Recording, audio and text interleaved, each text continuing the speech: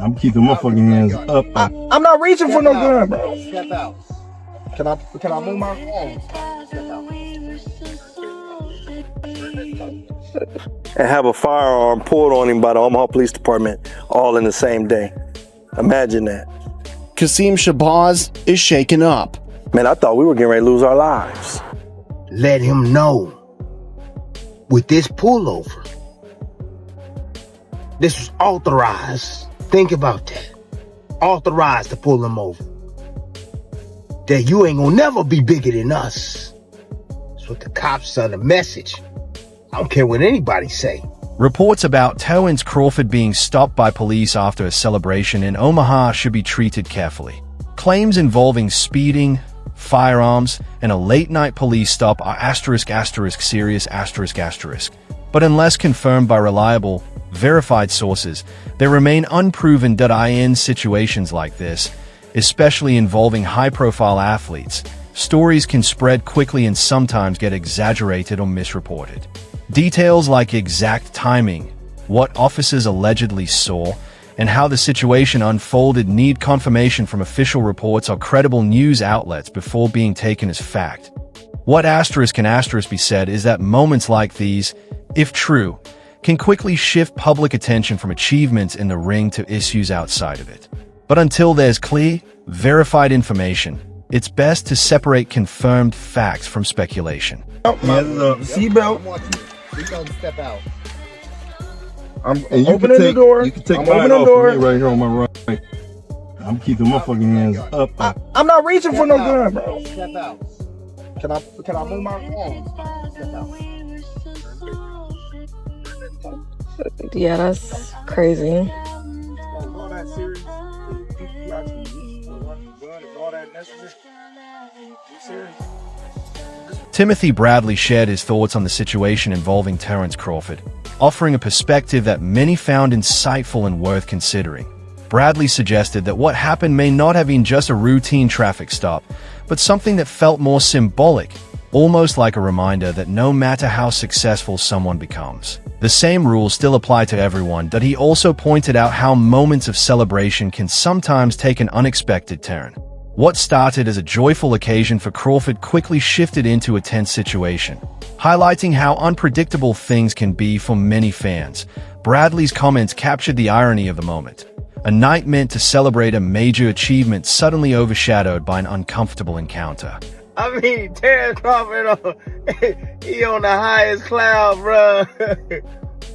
In his city, let him know. Let him know. With this pullover, this was authorized. Think about that. Authorized to pull him over. That you ain't gonna never be bigger than us. That's what the cops send a message. I don't care what anybody say. The cops send a message. This our city. You might got the key, but I got the handcuffs. That's what that was. Yeah. And before y'all start talking about my ceiling real quick, my roof, hey, it been raining and stuff. Hey, it's raining now. The clouds is out right now. You can see him in the background. I'm going to go watch the damn car in a little bit once this rain stops. But anyways, back to the video. Oh, man, look. You ain't got no city until you got the police. That's a fact. Yeah. Shoot, you ain't got no city unless you got the police. Don't ever forget that. You gotta have the law enforcement on your side, man. They gotta be looking out for you. For the good, not for the bad, for the good. Yeah. Terence Crawford, it don't matter what you do for your city, man. Bruh, I'm letting you know right now, man. With this incident right here, they waiting on you to do something bad. This dude right here, he was trying to jack you. He was trying to catch you slipping. That's all it was. Seeing you on TV, displayed all on TV, parade shut down and stuff. He gotta be, securing certain points and stuff like that. He mad. He mad to see. A member of Terence Crawford's security team later described the incident as deeply unsettling. From their point of view, the situation escalated quickly, with officers appearing tense and overly cautious. What was meant to be a celebratory weekend took a sudden turn when they were ordered out of the vehicle at gunpoint, creating a moment filled with fear and confusion. The security chief explained that the shift from a calm environment to a high-pressure encounter happened in seconds. According to him, the experience went far beyond a typical traffic stop, leaving everyone involved shaken. He emphasized that it was one of the most intense and alarming situations he has faced in his career, something that would not be easily forgotten. Who was in the passenger seat, the same man who rode on the float with Bud during Saturday's parade. To be a man who can get to receive his second key to the city and have a firearm pulled on him by the Omaha Police Department all in the same day. Imagine that. Qasim Shabazz is shaken up. Man, I thought we were getting ready to lose our lives. Being the head of Terence Crawford's security, Shabazz has seen a lot, but nothing like this. Oh man, it was terrible. It was terrible. Early Sunday morning, Crawford and his team were leaving an after-party following his parade. According to police, they pulled their vehicle over near 12th and Cass Streets for reckless driving. That's where things took a dark turn. And as soon as he said he had a firearm, the police officer that was on his side became unhinged. Police immediately drew their weapons, pointing a gun at Shabazz and the pound-for-pound champ. I literally have my hands on top of the ceiling and inside of the vehicle. According to police, an officer had identified a firearm on the floor of the vehicle. According to available accounts, Terence Crawford was pulled over after officers suspected reckless driving. During the stop, authorities reported noticing firearms inside the vehicle, which immediately heightened the situation and led to everyone being asked to step out under strict instructions. After further inspection, it was determined that the firearms were legally owned and properly documented. With no additional violations found, Crawford was issued a citation related to driving and allowed to leave shortly afterward. Although the matter was officially resolved, the incident sparked discussion among observers. Some felt the timing was striking, coming so soon after a major celebration in his honor. For critics, the situation appeared to carry a broader message, while others viewed it as a standard enforcement action that simply unfolded under tense circumstances. With the parade, KETV Newswatch 7's Pete Cudahy spoke with Mayor John Ewing, who requested that the Omaha Police Department conduct an internal investigation. And Pete, what did the mayor have to say? Yeah, Julie, Mayor Ewing says that after such a great day yesterday, he was heartbroken hearing about the news of the traffic stop. That's why he reached out to Police Chief Todd Schmaderer and Terence Crawford himself to find out what exactly happened at that traffic stop. Omaha Police released a statement saying that a car driven by Terence Crawford was stopped for driving recklessly around 1:30 in the morning on Cass Street. An officer confirmed that while Crawford was reaching to grab his information, the cop spotted a gun by Crawford's feet. Andre Ward offered his perspective, adding more depth to the ongoing discussion around Terence Crawford. He reflected on how Crawford has often faced criticism that, in his view, attempts to downplay what he's accomplished in the ring. Ward noted that even before major fights, some critics questioned Crawford's performances, suggesting his wins lacked dominance and were less impressive. According to Ward, this kind of narrative seemed aimed at reducing the recognition Crawford deserved for his skill and consistency, but he also connected those patterns of criticism to the recent situation, suggesting that Crawford frequently finds himself having to defend his reputation beyond just his performances.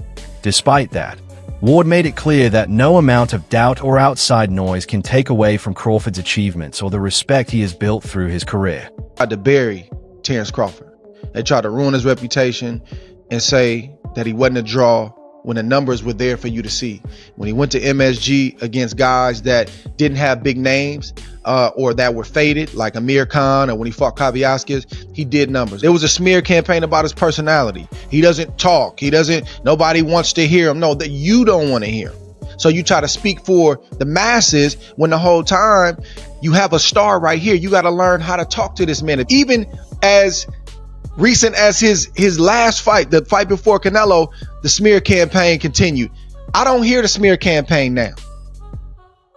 Them voices got really, really quiet like they typically do when they get proven wrong. And they either try to jump on the wagon, I knew this kid was going to be that, or they get very, very quiet and they start to retreat back to wherever they came from and they don't have a lot to say. So I'm happy for this brother for that reason, because they tried to bury him, Roy. I know. It didn't work. He overcame that. He said, give me my shot. I'm going to show you. And he kept doing it time and time again, and he did it again against Canelo Alvarez Saturday night. Commentators have suggested that there may be more to the situation than what official reports indicate. Some believe underlying factors could have played a role, particularly given the growing influence of Terence Crawford within his hometown. As Crawford rose from a local prospect to a global champion, he became more than just an athlete. He turned into a symbol of pride for the community. Analysts have pointed out that such prominence can sometimes create tension, especially when an individual's visibility begins to rival established authority. From this perspective, the incident has been viewed by some as a reminder of institutional control. It also reflects a broader idea often seen with high-profile figures.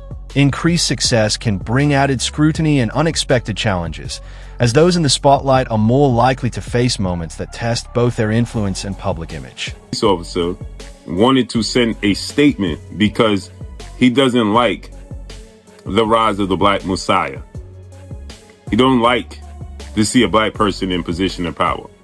So he pulled Terence Crawford over for quote-unquote reckless driving. And as he approached the car, he decided to lie on his report, because as he approached the car, he stated that he saw a firearm on the floor panel. Come to find out, Terence Crawford informed him as he approached the driver's side door where Terence Crawford was driving, and in the passenger side was Terence Crawford's head security guard. In the back was Coach Malachi, and a young lady was on the side of Coach Malachi in the back seat. And Terence Crawford has legal firearms, and of course his security has legal firearms. They informed the officer that they have legal firearms in the vehicle. He then brandished his firearm, pointed at Terence Crawford's face, and then got very aggressive as Terence Crawford got, and his security and everybody in the vehicle, Coach Malachi, got nervous because he started to show the actions and body language of somebody that wanted to do something completely left. And now in the police report that has been obtained by the community and released and leaked, he never puts about the reckless driving. He never puts speeding. Amir Khan also voiced his support for Terence Crawford, making it clear that outside controversies do not take away from what he has achieved.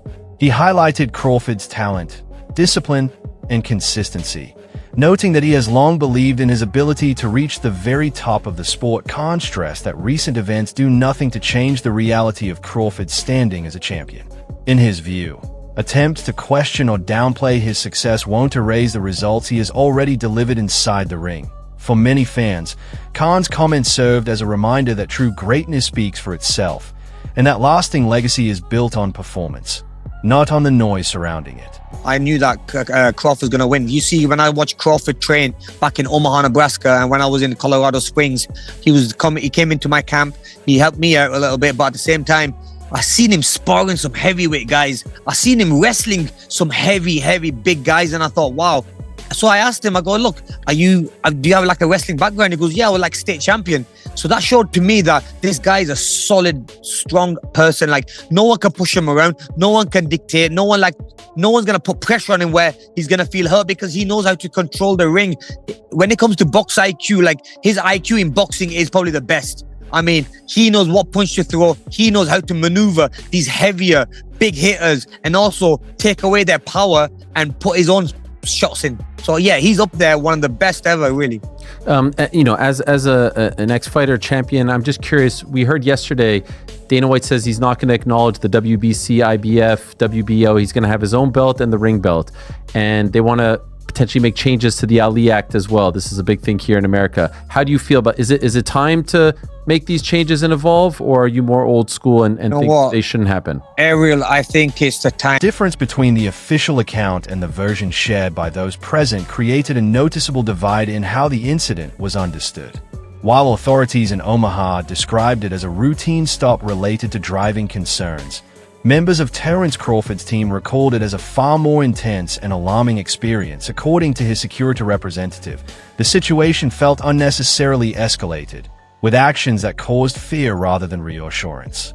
This contrast in perspectives led to broader questions about how such encounters are reported and interpreted. For many observers, the gap between the official explanation and the first-hand accounts made it difficult to fully understand what truly happened, raising concerns about clarity, accountability, and how incidents like this are communicated to the public. Police report, but now we got information from Terence Crawford, his own team, and they're saying something completely different. If you listen, his head of security, Shabazz, said he was shaken up. He was like, I thought we were going to get popped by the cops that night. And crazy enough, he teaches classes on how to de-escalate and deal with police officers. So, you know, at least that's what they're saying his credentials are. So he knows how to de-escalate situations and still had a problem with Omaha PD. And the other thing that is different, he's saying that they didn't even know that he had a gun on him or there was no gun on the floorboard, which changes things. So I can't wait till we get down to the nitty gritty and the body cams and this and that, because now this shakes things up. This is no longer the story we were being fed from TMZ.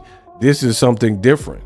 The TMZ article said the cops pulled him over for reckless driving, fair if he was doing it, and seen a gun. And in my video, I said, if those things are true, then yeah, the cop can take you out the car for everybody's safety. Leaders in Omaha responded quickly to the public reaction, acknowledging the seriousness of the situation.